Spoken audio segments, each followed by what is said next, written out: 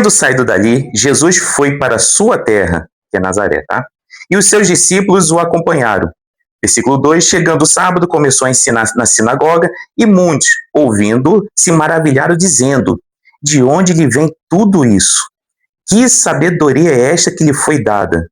E como se fazem tais maravilhas por suas mãos? Versículo 3: não é este o carpinteiro, o filho de Maria, irmão de Tiago, José, Judas e Simão? As suas irmãs não vivem aqui entre nós? Escandalizavam-se por causa dele. Versículo 4. Jesus, porém, lhes disse: nenhum profeta é desprezado, a não ser na sua terra, entre os seus parentes e na sua casa. Versículos 5 e 6, e os últimos. Não pôde fazer ali nenhum milagre, a não ser curar uns poucos doentes, impondo-lhes as mãos, e admirava-se da incredulidade deles. Como eu falei, entramos no capítulo 6. Só que antes do capítulo 6, tem duas perguntinhas que eu gosto de fazer para você refletir e você analisar o seu coração. A primeira é: você já foi desprezado por quem mais deveria te valorizar? É uma pergunta profunda. Você já foi desprezado por quem mais deveria te valorizar? E a segunda: já aconteceu de você dar o seu melhor, o seu top, e as pessoas da sua própria casa, do seu trabalho, da sua escola, seja o que for, olharem para você como se você não fosse nada, como se você fosse essa parede branca? Já aconteceu isso? Comigo já aconteceu muitas vezes. E você não precisa me responder. E aí existe um contraste, uma oposição tão grande, tão absurda. Capítulo 5. Olha que coisa maravilhosa. Capítulo 5 é formado por expulsão de demônio do Gadareno, a filha do Jairo é ressuscitada e a mulher do fluxo de sangue é curada. Maravilhas, coisas maravilhosas, o poder de Jesus sendo apresentado absurdamente. Só que aí vem o capítulo 6, gente.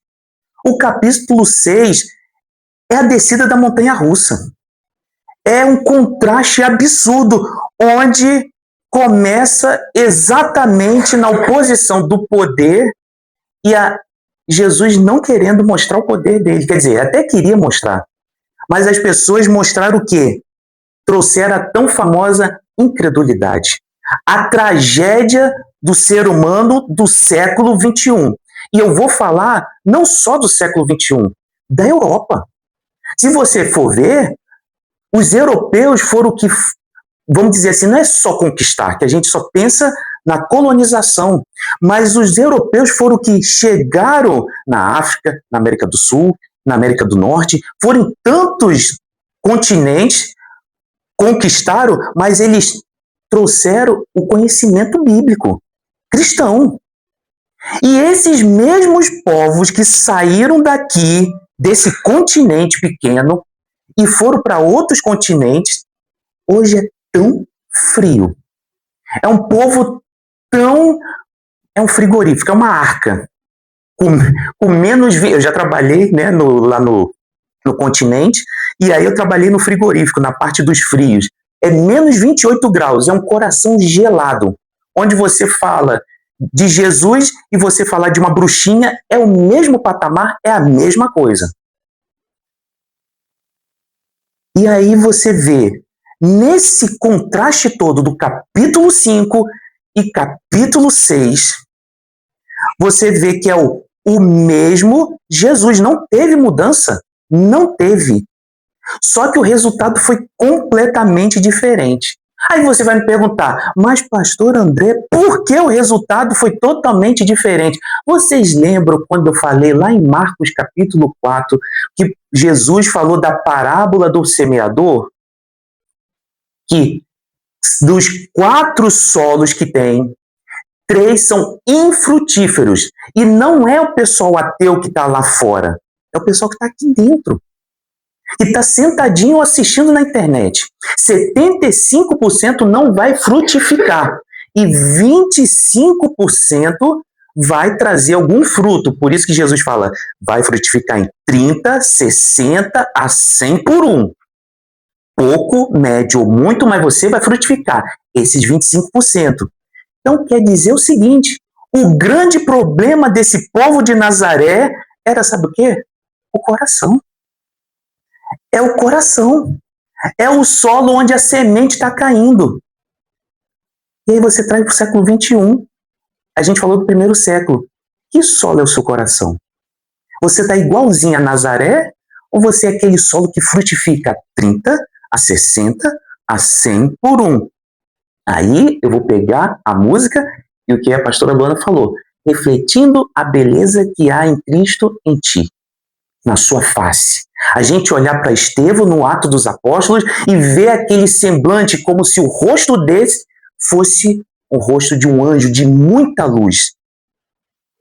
Está refletindo isso? As pessoas falam para você, nossa, você tem algo diferente na sua vida. Não sei explicar o que é, mas tem algo diferente. Ou você é a mesma coisa do mesmo. Quer dizer, você é a mesma coisa que a sociedade é. Alegre quando recebe bênção e triste quando você é decepcionado com alguma coisa. Porque se for, me desculpa, tem que se converter. Vai ter que se converter. Porque o evangelho está muito bem escrito em Lucas. As boas novas de grande alegria para a salvação do pecador. Se ele te salvou, que tristeza, abatimento que o povo de Deus está tendo. É porque não conhece a Cristo. Está sendo igualzinho a Nazaré. Incredulidade. Você tem que ser igual a Tomé. Tocar na ferida para você saber que Jesus ressuscitou. Isso é profundo. E aí você vê no Novo Testamento 2 vezes Jesus se admirando. Não, só 2 vezes, só 2 vezes.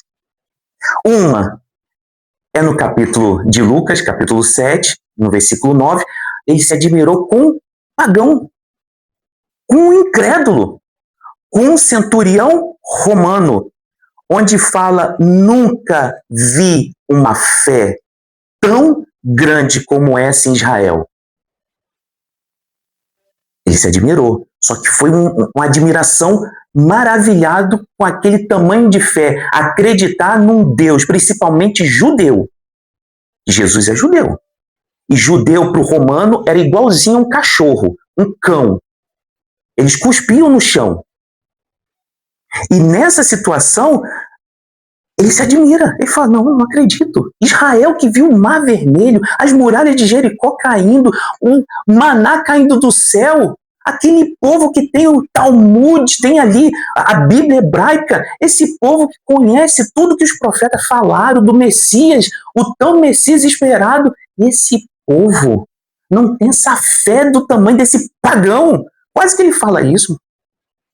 E aí você vê Jesus se admirando nessa passagem aqui, se admirando com a incredulidade. E aí você fica assim, é complicado.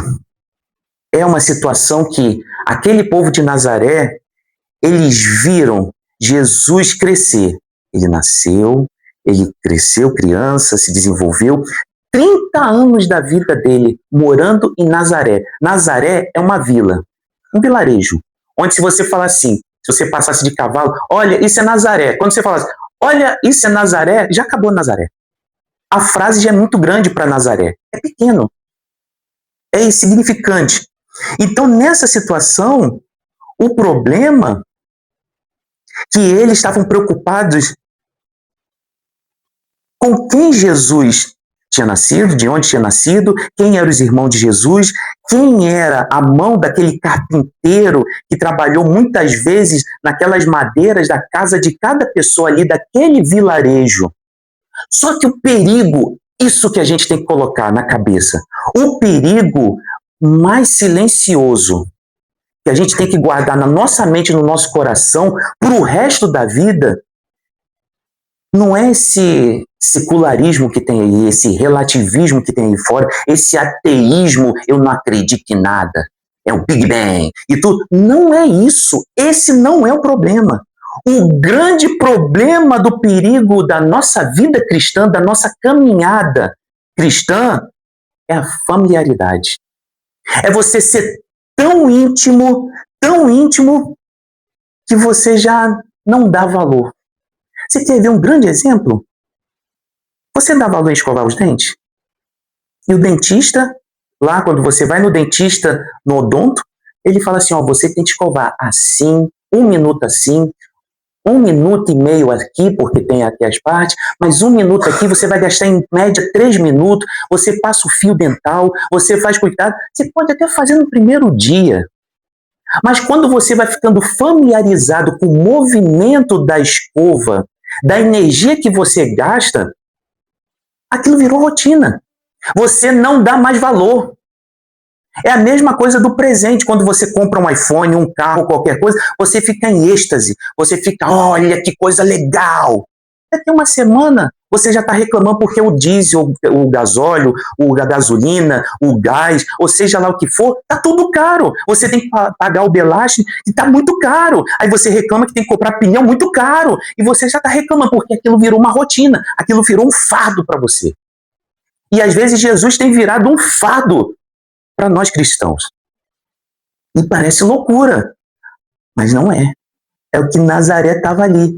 Familiar demais. Eu sou íntimo demais. Eu conheço aquele garotinho ali, olha, desde criança. Eles tinham muitas informações de Jesus. Só que as informações não deixaram o poder de Jesus entrar no coração de cada um. Eles reverteram aquele louvor, aquela liturgia para engrandecer a Deus em simplesmente o orgulho, a prepotência de ser igual ou até melhor daquela família de Jesus, do próprio Jesus. E aí a pergunta para a gente ir para o ponto 1. Você conhece Jesus ou apenas informações sobre Jesus? Isso é uma grande diferença. E vamos para o ponto 1, que aí no final você vai responder essa pergunta para você mesmo e para Deus. Versículo 1 e 2, por favor, Thomas.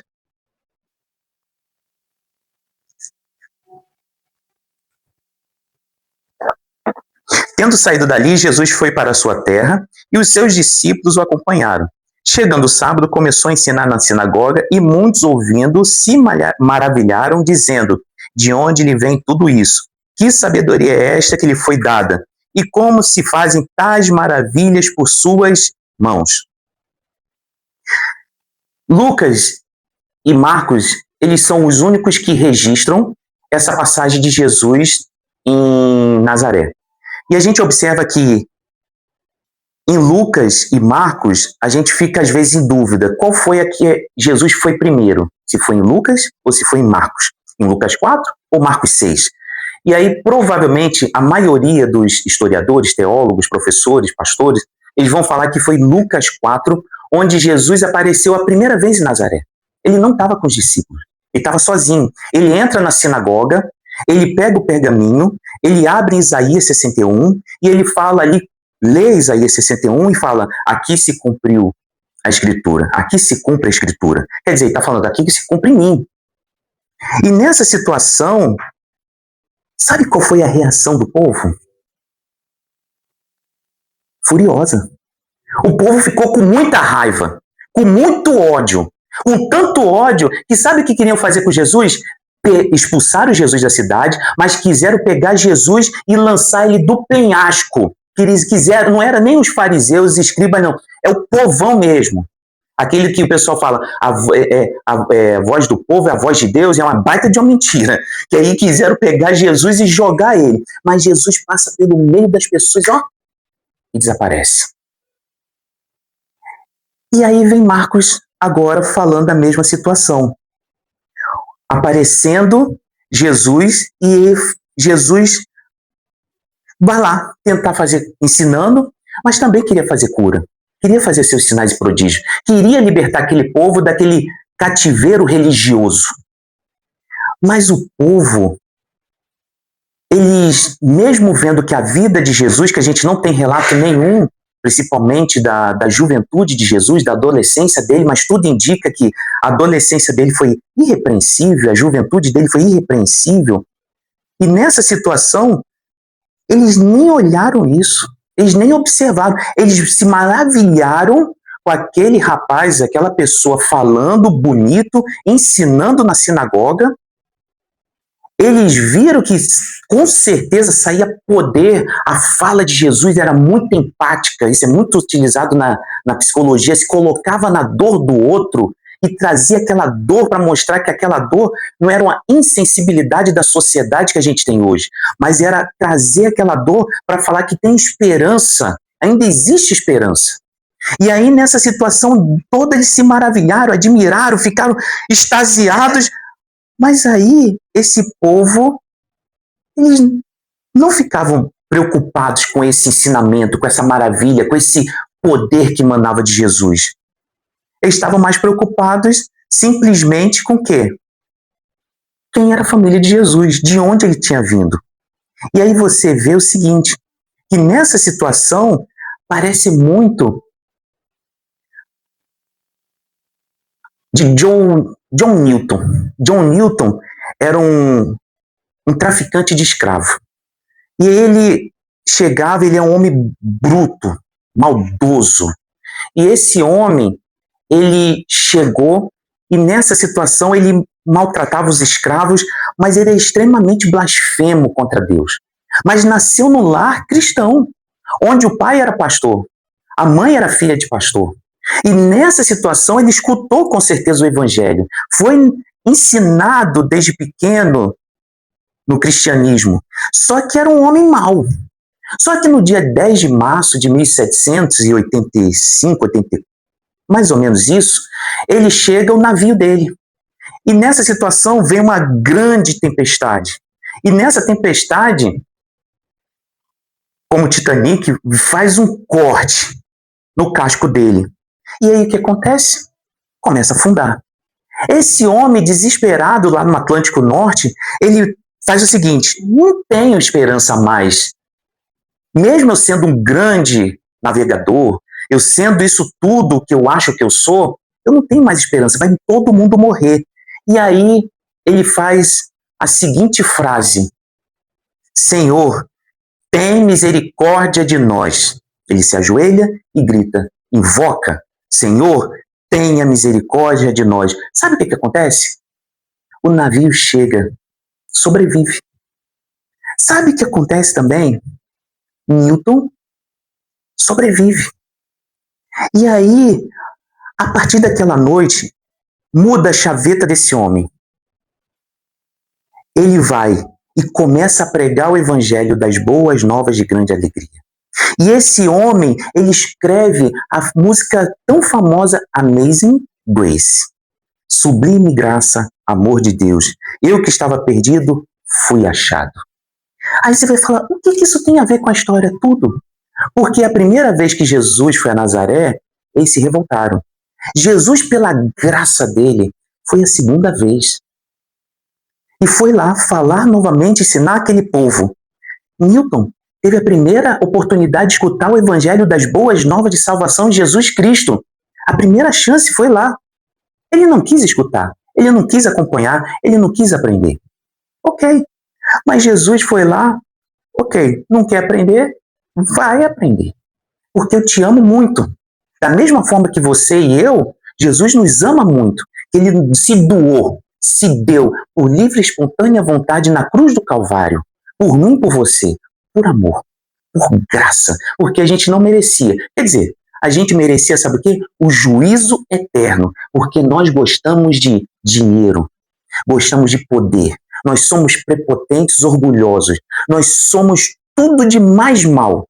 E se você fala assim, nossa, pastor André, o senhor fala assim de você mesmo, eu sou pior, muito pior do que isso. Eu só sou uma pessoa boa por causa de Jesus Cristo. É só você ir lá no Brasil e perguntar dos meus soldados o quão maldoso eu era. E Jesus Cristo que mudou minha vida. E eu deixei ele mudar. E foi isso que aconteceu com o John Newton. E a maior graça, a maior beleza da graça de Deus, sabe qual é? É Jesus voltar a andar numa rua onde a gente muitas vezes quer matá-lo. Já parou para pensar quantas vezes a gente mata Jesus todo dia na cruz? Quando a gente não perdoa, quando a gente não ama, quando a gente não tem empático, quando a gente não tem misericórdia, quando a gente não tem bondade, quando a gente não faz nada do fruto do Espírito. E aí, mas Jesus, ele derrama a graça. Da mesma forma que aí aplicando para o nosso dia, o nosso TPC, que é o quê? Todo dia Deus é misericordioso. Deus é misericórdia, é graça. Então, quando você acorda, e aí você acorda, aí abre agora, você abre a sua cortina, e aí você vê a beleza dessa luz maravilhosa que é o sol, abrindo num céu cinzento que é a Holanda, e aí você fica 9, 10 meses no céu cinzento, e você vê essa beleza, e aquelas pessoas andando para um lado e para o outro de bicicleta, passeando com seu cachorro, e aí você vê as pessoas rindo, a vitamina D enchendo o seu corpo, o seu cérebro, a sua vida, o seu organismo, e aí você vê o seguinte: é uma chance que Deus está te dando todos os dias, como me dá todos os dias. Como você acha que você veio à toa para sentar numa cadeira, é uma chance que Deus dá todos os dias, todos os domingos. O Espírito Santo de Deus, ele é poderoso.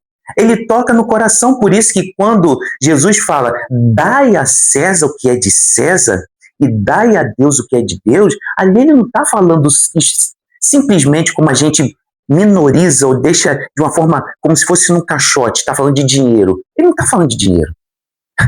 Ele está falando de algo tão profundo. Sabe o que é? A minha vida é a sua vida. A César dá o que ele quer. O poder, o orgulho. É isso que ele gosta. Mas dá a Deus a sua vida. É só você ler lá o que ele está explicando para Pedro. E aí você vê essa beleza, essa chance é a misericórdia de Deus, é graça de Deus derramada. É inundar o meu coração, o seu coração, e aí a gente entendeu que é transbordar em abundância de graça. E transbordar é a água que sai do copo e transborda não só na sua vida, mas em todos os seus entes queridos que estão em volta de você. Filho, esposo, esposa, primo, prima, tio, avó, todas as pessoas sentem uma presença diferente que se chama Jesus Cristo. E aí a pergunta, para a gente ir para o ponto 2. A grande questão é, o que você e eu estamos fazendo com as oportunidades que Deus tem nos dado todos os dias que acordamos, vivemos, dormimos? Ou você só fica no scroll do TikTok, do Instagram, do Facebook, do YouTube? Se for só isso, é como Paulo falou, somos muito miseráveis. Porque tem muita beleza em Jesus Cristo. Tem muita beleza da gente conversar aquele que deu a vida por mim e por você. E aí a gente passa para o ponto 2, o escândalo da familiaridade. Quando conhecer demais impede a fé. Versículo 3, toma, por favor. Não é este o carpinteiro, filho de Maria, irmão de Tiago, José, Judas e Simão? E as suas irmãs não estão aqui entre nós? E se escandalizavam com ele. Aqui, a pergunta parece inocente, não é? Não é filha de Maria? Não é irmão de fulano de tal? As irmãs dele, são 3 perguntinhas tão bonitinhas, tão inocentezinhas, né? Parece, a sociedade ia falar, não, isso é pergunta muito inocente, é muito tranquilo. Não é inocente. Não é. Ele está perguntando aqui, não é este o carpinteiro? Eles conheciam a profissão de Jesus. Não é filho de Maria? Conhecia a mãe, a família dele. Não é irmão de Tiago, José, Judas e Simão e as irmãs que estão aqui? Conheciam todos os parentes dele. Eles tinham mas todas as informações necessárias para conhecer Jesus. Só que a gente observa nesse texto aqui, nesse versículo seguinte, que eles usavam o conhecimento, sabe para quê? Para não crer, para não confiar. Isso daí, muitas vezes a gente usa hoje no século XXI. Eu conheço tanto Jesus, é só você entrar aí nos debates teológicos de tantas pessoas que às vezes estuda teologia 4 dias e aí ele acha que é o teólogo e já vai arrebentando todo mundo. E aí você vai ver, as pessoas se defendem no conhecimento que têm, no racional. O racional é muito bom, porque ele dá uma segurança, dá a verdadeira sensação de segurança. Só que não traz segurança nenhuma. Porque quando a gente vai ficando velho, que é o meu caso, e eu gosto da minha irmã, que ela usou essa frase, eu não esqueço mais, André, nós temos mais passado do que futuro. Quer dizer, nós estamos ficando velho. E eu sei disso porque meu pai morreu de Alzheimer. Alzheimer é o esquecimento de tudo. Nome de filho, de esposa, de tudo que acontece. E só lembrar flash do passado. E alguns flash. E a gente, muitas vezes, a gente esquece. Onde está meu celular? Onde está isso? Onde eu sou muito para perder chave. Onde está minha chave? Então, o racional, essas sinapses do cérebro, elas vão morrendo. Por isso que temos que comer muitas verduras, muita coisa para a gente tentar trazer algo de oxigênio para o cérebro. Mas elas vão morrendo. E nessa situação, se você se prende no racional e se segura na sua sensação de conforto e segurança, me desculpa, você vai sofrer. Você vai sofrer porque é o que a sociedade hoje sofre. Por que as pessoas lá fora sofrem muito?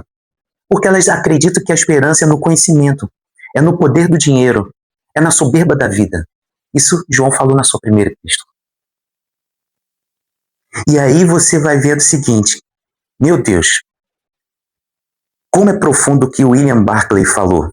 Às vezes estamos demasiadamente próximos das pessoas para ver a sua grandeza. É verdade. Estava tão colado com Jesus que a grandeza dele já não fazia diferença. E aí a gente vê uma grande ironia. Eles olharam com Jesus com desprezo, escandalizaram. Eles ficaram escandalizados e disseram, ele não é um carpinteiro, a profissão dele não é um carpinteiro, é apenas um carpinteiro, aquele que mexe com madeira. Pensa comigo, quantas vezes a gente tropeça no chinelo dentro de casa? Esses homens e essas mulheres tropeçaram na madeira que Jesus provavelmente consertou alguma perna, alguma pata de alguma mesa, de alguma cadeira. Eles fizeram uma medição de Jesus pelo tamanho das mesas, das cadeiras. Só que, me desculpe, eles estavam totalmente cegos, como no século XXI nós estamos. Como assim, pastor André? Eles rejeitaram o carpinteiro, sem saber que ele ia mudar a história da humanidade. Que aquela história dele não terminaria na oficina, mas terminaria, sabe aonde? Numa madeira. Na cruz do Calvário. Numa cruz de madeira. E essa madeira que eles usaram para diminuir Jesus do tamanho de uma mesa, essa mesma madeira foi usada para salvar o mundo em Cristo. Você está vendo o peso de você ter familiaridade, informação, mas não ter aquela intimidade relacional, de você se colocar aos pés de Jesus e chorar. E chorar não é fraqueza. Chorar é você mostrar que existe alguém muito mais poderoso que pode secar a sua lágrima, como seca as minhas todos os dias que eu vou lá e choro. E aí você vê uma pessoa tão conhecida, Nietzsche. E aí Nietzsche é um alemão, um homem extremamente inteligente, nasceu no lar luterano, gente, cristão. E esse homem que nasceu nesse lar profundamente religioso, como eu falei, né, o pai era pastor, a mãe, ela ensinava, tinha esses ensinamentos bíblicos, o homem cresceu na escritura. Sabe o que aconteceu com esse homem? Sabe um filme que muita gente já assistiu? Deus Está Morto? Veio da boca, sabe de quem? Dele, de Nietzsche. O homem que nasceu no lar cristão. E a irmã dele, Elizabeth, tem uma frase que ela provavelmente comentou, e tem na biografia, seguinte, ele sabia tudo sobre Deus, mas ele nunca conheceu Deus. É verdade. É que nem se você trouxer para o século XXI, tem casamentos, vamos colocar assim, casamentos onde o homem já está morto há muito tempo. É só um casamento de fachada. Não tem mais um relacionamento de afago, de carinho, de aquele olho no olho, você fala assim, eu te amo. Eu te amo. Assim, é aquela coisa de, durante a noite, você fala, por que você está virada para lá? Vira para cá. E eu escuto isso direto. Que às vezes eu fico dormente de um lado, aí eu viro, por que você virou? Tá chateado comigo? Eu falo, não, não tô não. Aí eu já viro de novo e fico mais dormente ainda. Relacionamento, casamento é isso. Mas às vezes o relacionamento tá tão frio, tá tão separado, que a esposa tá casada com o morto. E o marido tá casado com a esposa morta. É só para cumprir o quadrinho do seu trabalho de segunda-feira, que segunda-feira não, porque é feriado, mas da terça-feira, que você vai picar o seu ponto, ou pegar seu cartão e piquei. E você cumpriu sua rotina. E aí é essa situação que estava acontecendo com Nietzsche. Deus está morto. E aí as pessoas fazem filme em cima disso. Que é até um bom filme. Então, nessa situação, a gente vê o seguinte, uma aplicação para a gente, no século XXI. Você se converteu, você cresceu na igreja, você nasceu no lar evangélico, você está aprendendo o tempo todo, você vai aos cultos, aqui só tem um culto na semana, mas você faz seu devocional, né? Você tem tudo. Mas a pergunta mais crucial que você tem que fazer todos os dias, a palavra que você lê no seu devocional, ou na hora que você está fazendo a oração, que a oração é conversar com Deus, é bater um papo com Deus, bem simples, nada ritualístico, é bem simples. Na hora que você está fazendo lá, essa palavra que você leu, ou na hora que você conversou com Deus, você deixou Deus falar com você, e essa palavra, e esse falar, essa voz, entrou no seu coração e na sua mente, e te desafiou a mudar? Aconteceu algo concreto na sua vida? Pragmatismo. Pragmatismo significa prática. O evangelho é prática, não é teoria. Porque se você vive na teoria, eu sei de tudo, me desculpe, você é um fariseu igualzinho do primeiro século. Mas se você coloca em prática, não, eu não consigo perdoar, mas eu vou perdoar, eu vou andar na mesma calçada daquela pessoa que pisou, como meu pai falava, pisou no meu calo seco. Eu vou mandar mensagem, bom dia, como você está? Deus te abençoe. Você consegue fazer isso? Eu estou falando de perdão porque perdão é tão profundo, é tão chacoalhante hoje no meio cristão, porque hoje eu escuto um monte de pastor no Instagram, no TikTok, no YouTube, falando, você perdoa, mas você não tem que conviver. E se a pessoa vier para a mesma igreja? E se o pastor fala assim, troca o cálice da ceia, você vai trocar somente, eu renovo minha aliança com você, mas só da boca para fora? Então isso é hipocrisia. Hipocrisia é você ser fake news. Porque a gente só coloca fake news para político. Coloca fake news para você e para mim. Seja verdadeiro. Nazaré estava a mesma coisa. É muito bonitinho a religiosidade de Yahvé. Yahvé, vamos cumprir o ritual, vamos para Jerusalém, lá pedir perdão dos pecados. É tudo muito bonitinho. Mas na hora de ver Jesus, o confronto foi muito grande do orgulho, da prepotência deles. E aí eu volto para a pergunta.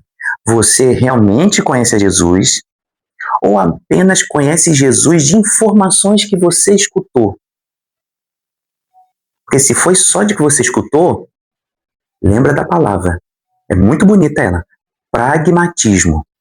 Praticar. É uma prática incessante. Por isso que Paulo fala, a gente vive nos santificando. É uma luta interna entre a carne e o espírito. Por isso que Paulo fala, eu esmurro meu corpo como um boxeador. A linguagem de hoje fala. Ele tipo, eu luto todo, eu acordo lutando com o meu eu. Você luta? Ou você somente fala, não consigo, não posso, não quero? Porque se você fez isso, você está usando uma negação com o verbo infinitivo e você não bloqueou. Eu falava isso muito para Maria Eduarda. Maria Eduarda, em matemática, nunca fale que eu não consigo, eu não aprendo. Eu não entendo, porque na hora que você fala isso, você levantou no seu cérebro um bloqueio. E você realmente não vai conseguir aprender. Qualquer pessoa consegue. Qualquer um. Nos trancos e barrancos, eu não vou ser, por exemplo, um dia eu vou aprender holandês. Não vou ser filósofo e não quero ser. Mas eu quero poder conversar. E errado ou certo, não me interessa. Eu quero conversar. E a pessoa vai entender. Como ontem eu cheguei no supermercado, falei do meu jeito. A pessoa foi lá e entendeu tudo que eu falei. E acabou. Simples assim. E você está sendo simples assim com Jesus? Simples assim, com intimidade com Jesus? Ou você quer ser muito filósofo? Se você for muito filósofo, desculpe, você vai ser igual ao século XXI. Essa sociedade corrupta, onde ela fala que tudo é relativo, tudo é racional e tudo é do meu jeito. Porque eu sou dono de mim mesmo. E eu tenho que viver a vida como se fosse o último dia.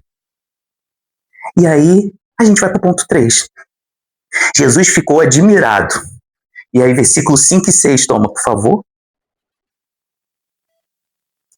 Tá lá. Não pôde fazer ali nenhum milagre, a não ser curar uns poucos doentes, impor-lhes as mãos e admirava-se da incredulidade deles. Jesus se admirou com a incredulidade. A gente não lê muito essa frase. A gente não vê as pessoas pregando muito essa frasezinha aqui. A gente vê muitas pessoas, Senhor, meu pastor, nada me faltará, posso todas as coisas naquele que fortalece, e tantas outras aí, muito legais. Só que essa é uma frase extremamente pesada. Porque Jesus conhecia, não, ele conhece o coração do ser humano. Ele conhece o meu coração, conhece o seu coração. Ele sabe tudo o que está acontecendo. E aí, nessa situação, o texto diz que Jesus não pôde fazer ali nenhum, em outras versões, fala alguns milagres. Mas aí você vai falar, então o poder de Jesus era limitado. Não é o poder de Jesus que era limitado. Não é isso. Jesus não estava disposto a fazer milagres onde não tinha fé. A fé estava ausente. Eles estavam só vendo o estereótipo. A capa do amendoim. Você já viu aquela casquinha do amendoim? Que às vezes a gente fala assim, nossa, que amendoim gigantesco que deve ter aí dentro. Aí você pega o martelo e pá! Aí você, quando abre, sem brincadeira. Você fala assim, gente, a cabeça de um alfinete é tão pequenininho. É quase nada. É imperceptível. Então, ele estava olhando só para aquela casquinha. Mas não estava olhando para a profundidade. Então, nessa situação, Jesus, olha, eu não quero agravar o erro deles estarem me rejeitando. Eu não vou fazer como criança mimada. Você já viu como criança mimada é? Ela é birrenta, se joga no chão, rola, faz um monte de coisa e começa a chorar. E ontem eu vi, né, em Domburg, a mãe chegando, o menino começou a chorar, ela, pá! Aí a Maria, não pode bater pra mim, né, falando em português, não pode bater a mão holandesa. Eu falei, Maria, ela tá certa. Esse garoto é um homem. Que tanto choro é esse? Vamos lá, rapaz. Só porque ela não deu o que queria.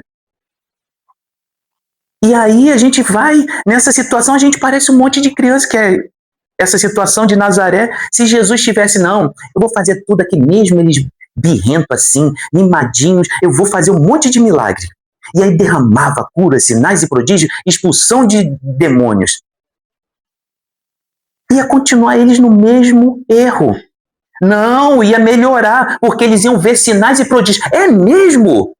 Quando a gente lê o Antigo Testamento, que povo mais chato, com todo respeito. Me desculpe quem está na internet, que às vezes você é bem judeu assim, você gosta de Israel, e até tem uns livros bons para depois eu indico, e aí nessa situação, o povo de Israel era chato, gente. Deus, ele foi lá, tirou aquele povo, as 10 pragas, tirou, jogou lá tudo, ok.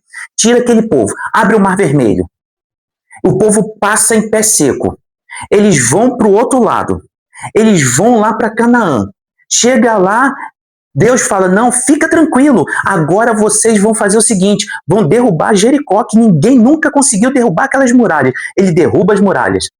Depois das muralhas, o povo vai conquistando praticamente tudo. Aí vamos dar um salto temporal. Vai lá para Davi. Davi prosperou Israel, as 12 tribos.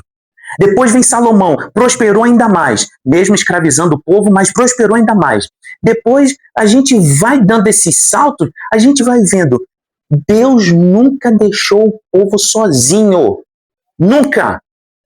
E o que o povo fazia, gente? Quando a gente lê o Antigo Testamento, o povo se desviava, quer dizer, eles iam adorar a Baal, a Astarote. É só lembrar, lê a Bíblia. Eles faziam eles se prostituíam no culto. É um povo que eles reclamaram do maná. Não, a mesma coisa, todos os dias. Aquele povo reclamou o tempo todo. Então você vê, mesmo Deus protegendo um povo que ele escolheu, aquele povo, eles estavam ali o tempo todo reclamando. E Jesus, tipo, ó, agora parou. Agora não vai ter mais problema nenhum. Eu não vou fazer os sinais e prodígios que tinha que fazer, eu ensinei o que tinha que ser ensinado, eu vim pela segunda vez, estou derramando a graça, estou voltando no lugar onde vocês quiseram me matar na primeira vez, e agora eu vou embora. Vou embora. E aí a gente vê o princípio claro, que o poder de Deus só pode ser manifestado se seguir de fé. E a gente vê a cura da mulher de fluxo de sangue, a tua fé te salvou. A gente vê do centurião, pode ir, ó, essa tua fé aí eu admirei. Então, nessa situação, a gente vê o tempo todo, só vem o poder seguido de fé. E nessa situação toda, a gente vai vendo mais uma vez, não é Jesus que tinha pouco poder, não é Jesus que estava errado, não é isso. Novamente, voltamos para a parábola do semeador do capítulo 4 de Marcos. Qual é o coração do povo de Nazaré? É o solo rochoso, que nem esse chão aqui. É o solo que tinha 2 dedos de terra, que a raiz ficava batendo na rocha embaixo, ou é aquele que era sugado pelos espinheiros? Era um desses 3. E aí Jesus está mostrando mais uma vez, e fazendo a pergunta para mim e para você, qual é o tipo de solo que é o seu coração agora? Não é há 20 anos atrás, não é há 30 anos atrás, no meu caso há 50 anos atrás. Qual é o seu agora? Agora, nesse exato momento. Ele está muito bem para receber o próprio Jesus, ou simplesmente você já cumpriu o ritual do batismo? Somente isso. E aí eu gosto dele demais. E eu cito ele o tempo todo, C.S. Lewis. Porque ele é o mais confrontado, é o ateu mais belo que tem. A beleza da teologia dele. Como assim o mais belo? Que teologia? Ele era ateu. Era. E aí ele com seus amigos, né, Tolkien, que eu já falei, Tolkien que fez Senhor dos Anéis, ou escreveu Senhor dos Anéis, o próprio Lewis que escreveu Crônicas de Nárnia, e aí tem Hugo Dyson, né, o Dyson, não sei, e ele anda os 3 juntos. Esse não é tão apresentado assim, ele é mais reservado, mas é um professor de literatura de Oxford. E aí nessa situação, eles andando pelo jardim da faculdade e conversando, e numa noite, ele chega e Tolkien está explicando para Lewis que Lewis é ateu ferrenho, mesmo nascendo no lar cristão. E aí ele vai falando da forma que Tolkien entendia, como a gente vê em Senhor dos Anéis, essas fábulas, esses mitos. Ele foi explicando, olha, o ser humano, ele sempre buscou mitos. Esses mitos que existe um Deus que salvaria todo o povo dele. Um sacrifício para derramar bênçãos. E ele ia explicando isso daí para Lewis. E Lewis escutando. E nessa situação, ele fala assim, mas existe um mito. Um mito que é verdadeiro. Esse daí, ninguém pode tirar. Ele é histórico. É um mito que o Deus, ele se encarna. Ele vem, ele anda no meio de nós. E esse mito é o único mito verdadeiro que ele cumpre o desejo do ser humano, dos mitos nórdicos, dos mitos gregos e dos mitos dos vikings. Então, nessa situação, você está vendo que esse mito é o único que engloba todos os outros mitos e traz a verdadeira esperança de salvação, de bênção. Nessa hora, Lewis para, porque Lewis era professor de literatura também, era filósofo. Ele para e fica extasiado com o argumento de Tolkien. E ele para aquela conversa e vai para o quarto dele. E aí ele escreve na biografia dele: ajoelhei e orei. Fui talvez o convertido mais relutante e resistente de toda a Inglaterra. E a partir dali, aquele homem, ele é usado para evangelizar e ao mesmo tempo trazer esperança numa rádio onde tinha na Segunda Guerra Mundial. Ele para e a voz dele trazia esperança em Cristo Jesus, um ateu que se converte. E ele vai lá e começa a falar para aqueles soldados que existe esperança em Jesus Cristo de salvação. E aquela voz ecoa tão grande que aquele compêndio daquele rádio, todos os dias que ele falava a esperança, ele faz um livro. E um dos livros dele, vários livros, e um dos livros dele é Cristianismo Puro e Simples. É a coisa mais bela, onde ele refuta todo o meu orgulho, todo o meu ser, onde eu acho que eu sou alguma coisa, ele vai refutando, mostrando que existe um Deus, criador de todas as coisas, um Deus soberano, onde ele desce da sua majestade, sublime trono, ele anda no meio de nós, ele morre por mim, por você, por amor e graça. E aí você vê, mas pastor, o que isso tem a ver? Tudo a ver. A grande diferença de Nazaré, eles não estavam dispostos a mudar. Eles não quiseram mudar. Eles só se preocuparam em saber ou acrescentar ainda mais um pouco de informações de Jesus. Lewis não. Ele tinha muita informação de Jesus. Muita. Olha, absurda. Mas o que mudou foi o coração dele. Se quebrantar e contrito. Ele reconhecer esse poder que muitas vezes a gente não quer. E aí a gente, nessa resistência do século XXI, essa resistência moderna, a gente cria essas dúvidas teológicas onde a gente quer ver os erros. E aí você vai ver hoje o ChatGPT, se você entrar, já colocaram lá até assim, até no YouTube tudo, se você colocar as discordâncias da Bíblia, ele vem vem colocando um monte de discrepâncias que a Bíblia tem. Me desculpe. É um robô tentando ensinar algo para o ser humano. Ele nunca vai conhecer. Como assim? Porque ele nunca vai ter. Porque ele não tem um sentimento, ele não tem um feeling.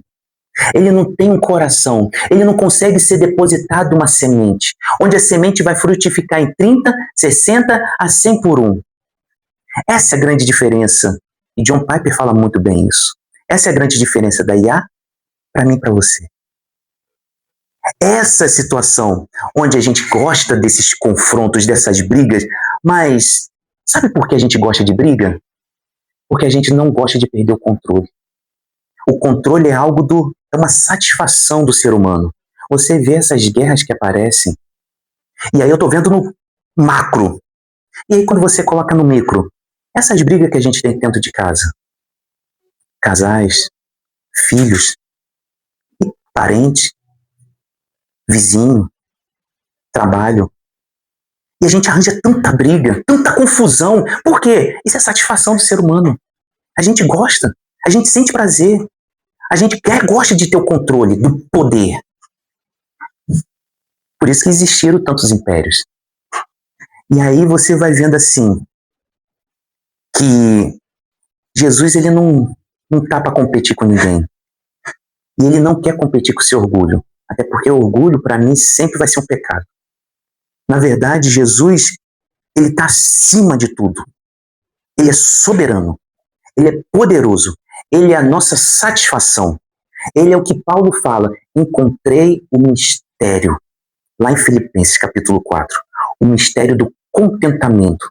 Sabe o que é contentamento? É uma satisfação de alegria. Onde o que você está passando, seja algo bom ou seja mal. Como se fala no casamento ali, quando fala na frente do pastor, do padre, na alegria ou na tristeza, na saúde ou na doença.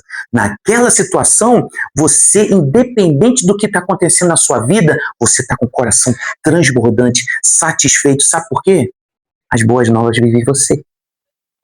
Você não olha para as informações estereótipas de Jesus, as informações teológicas de Jesus. Você olha para o próprio Jesus sabendo que ele é Deus. É muito diferente. É muita loucura. E aí você fala assim, mas qual é a nossa prática? Então vamos lá. A pergunta, o que você está perdendo para tentar manter distância de Jesus? O que você está fazendo para ficar distante de Jesus? Você está que nem um jogador de futebol? Que você, aquele zagueiro, aquele defesa, que você vai lá derrubando as pessoas, né, derrubando Jesus e não querendo que ele chegue próximo, fazendo falta? Se você está, não faça. Tira os 11 jogadores de campo, até o goleiro. Quando eu falo 11, até o goleiro também. Tira, como a gente fala no Brasil, o gandula, aquele que pega a bola, tira o técnico, tira todo mundo e fala, Jesus, fique à vontade, faça gol. Faça gol. Faça gol na minha vida. E quando eu falo gol, não é para menosprezar a gente, não. É para a gente encher o nosso coração da presença de Deus. É para a gente ficar transbordante, a gente ficar tão feliz, tão alegre, que qualquer adversidade da vida que bater, qualquer vento, e vento vai bater para cristãos e não cristãos. E Jesus falou isso muito bem numa parábola. Muito tranquilo. Então bate para todo mundo. Se você estiver alicerçado na rocha, lá no concreto, no betume, tá tudo ok, é Jesus Cristo. Se você estiver alicerçado na areia, você vai ficar em depressão, ansiedade, angústia, tristeza, seu humor sobe e desce, dependendo do vento que vai aparecer. Se tiver sol, você vai reclamar, porque está queimando sua pele, você tem que passar protetor. Se você tiver nublado, chuva, você vai reclamar porque está muito vento, está muito frio, você tem que usar cachecol, vai ficar constipado. Então, se você ficar assim, você vai ficar doido. Então, deixa eu falar para você, incredulidade não é uma posição neutra, tá? Eu vejo muitas pessoas no século XXI, na nossa sociedade, falando, eu fico na minha, eu fico em cima do muro, eu fico aqui com a minha incredulidade. Isso não é uma posição neutra. Incredulidade é uma posição que você tomou, onde você sabe que as consequências elas vão ser reais. Elas vão ser eternas. É uma posição que você quer. O seu coração já é assim, predisposto a isso. Mas pode ser mudado. Pode ser sim mudado. Então, nessa situação, toma cuidado. Olha a familiaridade com Jesus. E o ponto 4. Jesus seguiu em frente. O que Nazaré perdeu, os outros receberam. E aí, versículo 6, só a parte Bzinho. Tá lá. Só o versículo 6, tá? Jesus percorria as aldeias vizinhas ensinando. Jesus não forçou a porta. E Jesus não vai forçar a porta. Não adianta. Jesus ele vai colocar situações nas nossas vidas, onde ele vai se apresentar. Ele não aumentou, se fosse hoje no século XXI, ele não aumentou o volume pegando uma coluna e aumentou para todo mundo escutar lá fora. Não aumentou. Não fez esses coisas coaches, né? De coisas emocionais, tocar música no fundo, ficar falando palavras de emoção, que quem estuda psicologia, psicanálise, sabe muito bem como fazer essa situação, e é uma situação que acontece hoje muito no nosso meio cristão, que é horrível, é absurdo. E nessa situação, sabe o que Jesus fez?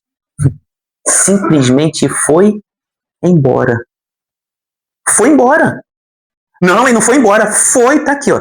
Ele saiu, ele ficou admirado, e admirava-se da incredulidade deles.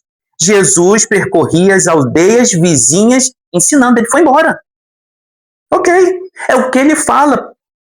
Depois a gente vai ver nos versículos de 7 a 13, quando Jesus fala, olha, os discípulos vão de 2 em 2, pregando, né, as boas novas, vai expulsando demônio, curando enfermos, vai fazendo. E se não quiserem, não tem problema. Bate a sandália e continua. Simples assim.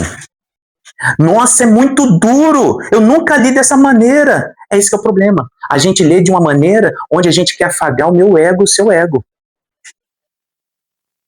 E a palavra de Jesus, ela é um confronto todos os dias e todos os momentos. É tão confronto que tem uma passagem que o próprio Jesus fala o seguinte, que os discípulos começam a reclamar da mensagem. Nossa, mensagem dura, mensagem difícil, nossa. Aí Jesus escuta, sabendo do coração deles, escuta também e fala assim, vocês estão achando duro?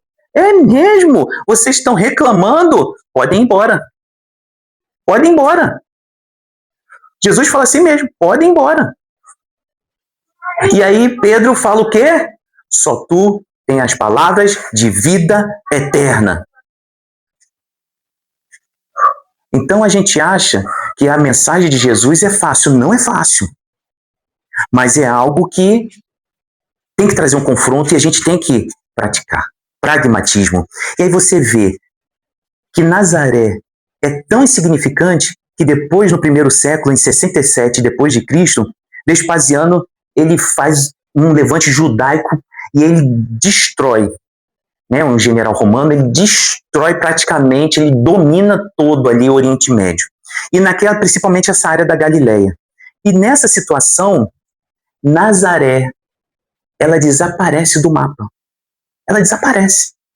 E aí você vê assim, o próprio Talmud judaico não fala de Nazaré, ou fala muito pouco, pouquíssimo.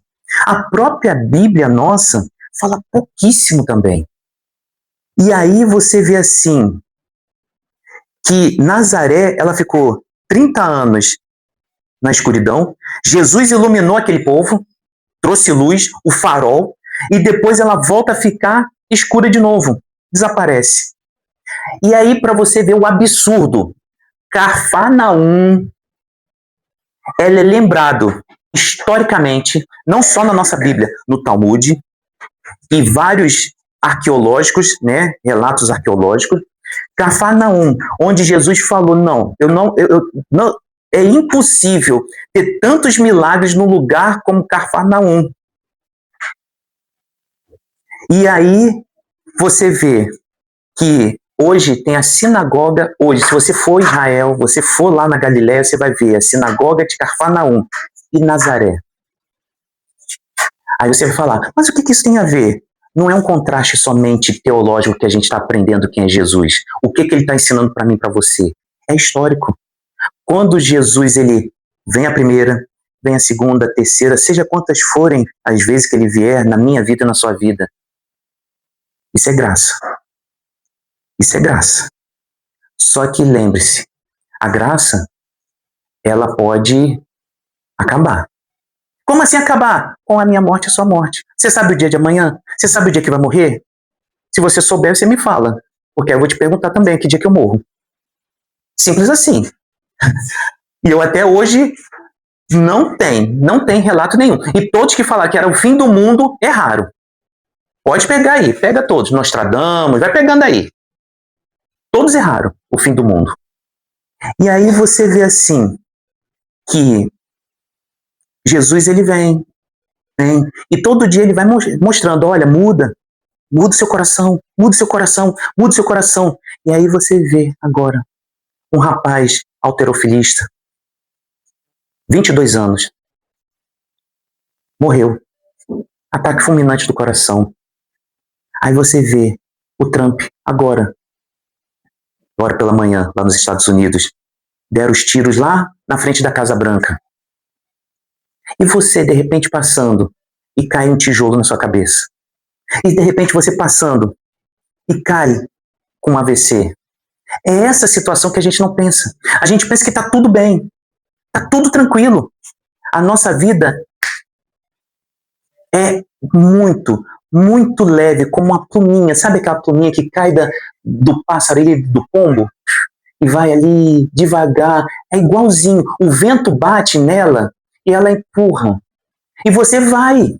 É da mesma forma que nós, imigrantes. Você acha que você veio porque você quis? O próprio Deus quis que você viesse para cá. Na hora que a sua pluminha começou a cair, que você estava perdido, achando que estava tudo perdido no seu país, no meu caso, no Brasil, ele faz assim, você vai para onde eu quero, do jeito que eu quero. E aí você vai, e você acha que você está no controle de tudo. E está tudo bem. Não está tudo bem. Porque não está tudo bem, porque você acha que está no controle. E na verdade era a gente um verso. Deus, eu fui soprado pelo Espírito do Senhor. Eu estou vindo para cá, eu estava no Brasil, fui para Portugal e agora vim para a Holanda. Então tudo está na mão dele. E aí você vê, William Carey é um homem absolutamente que um pastor. E aí ele foi lá, ele queria evangelizar, sabe quem? O inglês, queria evangelizar a Índia.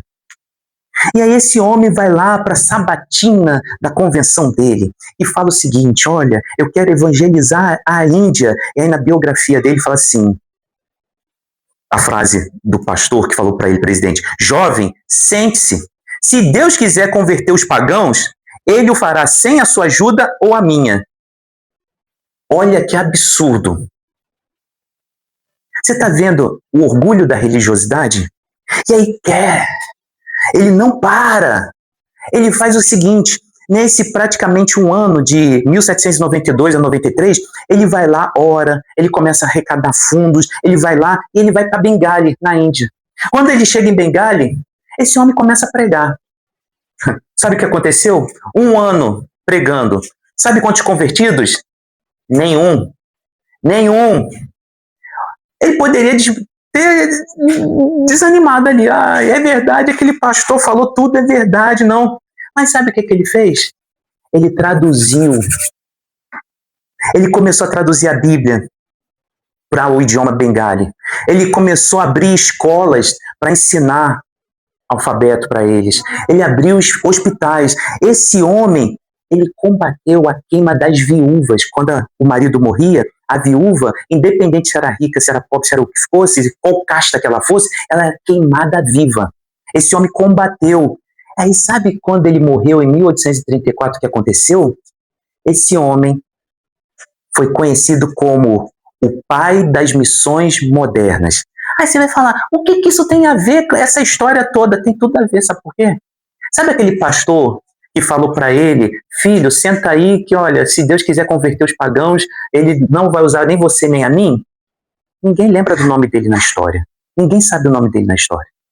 Mas aquele que foi deixado pelo Espírito Santo ser movido, e a pluminha ser levada para onde ele queria, que Deus queria, esse sim foi abençoado.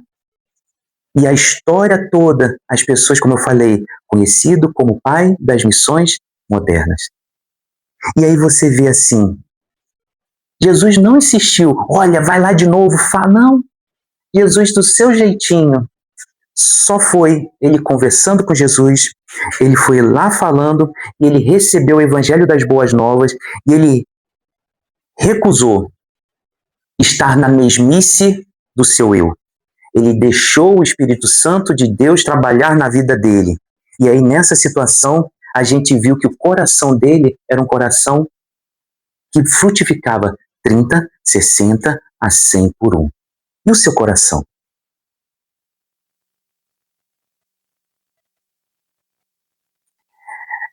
E aí, nossa conclusão, a grande pergunta que não quer se calar. O que Jesus é para mim e para você? O que Jesus é para mim e para você? Os nazarenos fizeram as perguntas perfeitas, extremamente corretas. De onde vêm essas coisas? Que sabedoria é essa? Como se faz tais maravilhas? Perfeita. Só que tiveram o quê?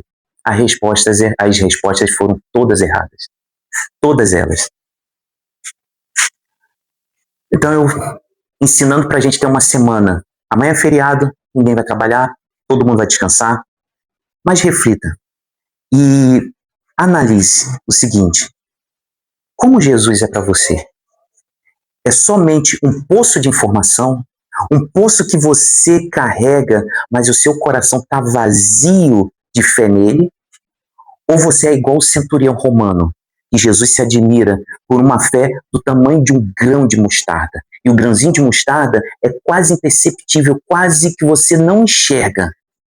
Qual é? O grande encontro com Jesus não é o conhecimento, é a rendição. É um coração quebrantado e contrito. É esse que ele procura como verdadeiros adoradores, em espírito e em verdade. Você é assim? Feche seus olhos. Senhor, muito obrigado por mais esse momento de estarmos cultuando ao Senhor. Abrimos o culto, louvamos a Ti, temos a parte das ofertas, dos dízimos, temos a parte da palavra, das orações, de tudo. Mas esse é um momento especial, em que escutamos a palavra e normalmente 10, 20% fica no nosso coração, na nossa mente. Mas que esses 10, 20%, eles frutifiquem, que eles realmente dê 30, 60 a 100 por um. Que eles façam a diferença. Que os 3 outros solos dos nossos que possam assolar o nosso coração, seja rochoso, seja cheio de espinheiro, ou seja com terra que não tem profundidade, Senhor, tira da nossa visão, do nosso sentimento, tira isso, Senhor. Coloque um coração extremamente arado, um coração que realmente está revolucionário para receber a Tua palavra, receber de bom grado, de bom fruto, de boa alegria, de boa felicidade, de bom contentamento, para que a gente possa, meu Pai, transbordar, meu Deus, esse evangelho das boas novas em Cristo Jesus. Ô Senhor, essa semana se inicia hoje. Cultuamos a Ti, mas queremos ter a Tua presença todos os dias nas nossas vidas. Queremos que o Senhor se faça presente, não só nas bênçãos, mas queremos que se faça presente em qualquer momento, na alegria, na tristeza, na saúde, na doença, na abundância e na escassez, seja onde for, o Senhor se faça presente. E a gente possa glorificar, exaltar Teu santo nome, a gente possa cantar louvores, a gente possa elogiar Teu santo nome, agradecer pelo que o Senhor fez na cruz do Calvário. Isso que é o mais importante. Essa é a nossa alegria, essa é a nossa satisfação. Porque o que a gente merecia era o juízo eterno. Mas hoje a gente tem a porta da salvação, onde a gente pode se encontrar contigo, abraçar a Ti. Os mitos, as sombras desses mitos do passado, onde são filósofos, historiadores, professores, eles falam: o nosso mito é verdadeiro. O nosso mito está enraizado no nosso coração. O nosso mito, ele floresceu. O nosso mito se chama Jesus Cristo. E não tem como tirar. E se alguém ainda tem alguma frieza, Senhor, tem alguma dúvida, ainda olha para o lado esquerdo, olha para o lado direito, que o Senhor mostre o farol da Tua luz, da Tua glória, e traga, meu Pai, cada um para a palma da Tua mão. E cada um veja a Tua majestade, o Teu resplandecer de glória. E que a gente pare, meu Pai, de olhar para os nossos umbigos tão egoístas, mas que a gente possa olhar para Ti. E ao mesmo olhando para Ti, sabemos que tem pessoas ao nosso lado que precisam da nossa ajuda. Por isso que nós somos igreja. A igreja do Senhor, para andar em unidade, em fraternidade, em comunhão, em amor, em graça, em empatia, em bondade. E se alguém ficar para trás, Senhor, que o Senhor toque no nosso coração para a gente voltar. E se for possível, a gente carrega no colo. Porque nós somos igreja do Senhor, cheio do Teu amor, da Tua graça. E queremos trazer essa graça, esse amor transbordante para muitos outros sítios. Muito obrigado por tudo. Em nome de Jesus, amém e amém, meu Pai.